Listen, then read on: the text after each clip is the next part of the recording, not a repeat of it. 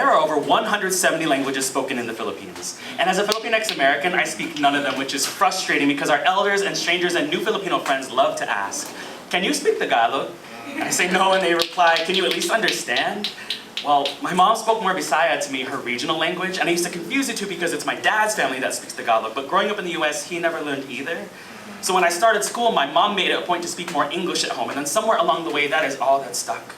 And I don't blame her for what I don't know. I blame the fear of ESL classes, that native languages aside from English in school are a handicap. I blame our colonizers' tongues, together the Spanish and the Americans, forcing themselves onto our ancestors, baked empty promises of freedom and salvation into the bread we blessed prayer. They wrote their languages as official into the Philippine Constitution first, before any indigenous group. It's how our names often sound borrowed or unfitting or not Southeastern Asian enough. Y'all, I didn't want to be called Jaime in school because that sounded too Asian to me, or that sounded too Spanish to me. But I wonder now if my being called Jaime is a product of my American colonial mentality. And my mother too hates how her Spanish name sounds, Adelpha, shortened to something easier for folks in America, Del. To me, it sounds a lot like assimilation.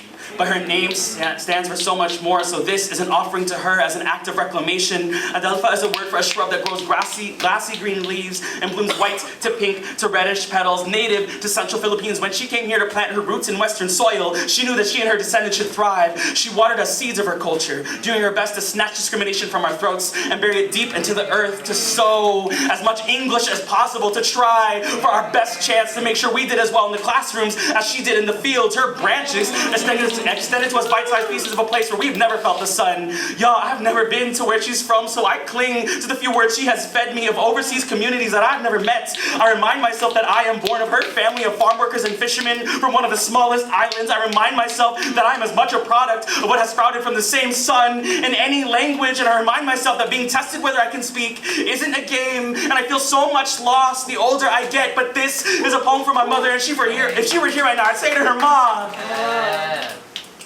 dili ko kasabot of Bisaya. I don't understand your language, pero nakasabot ko nimo. But I understand you. Always."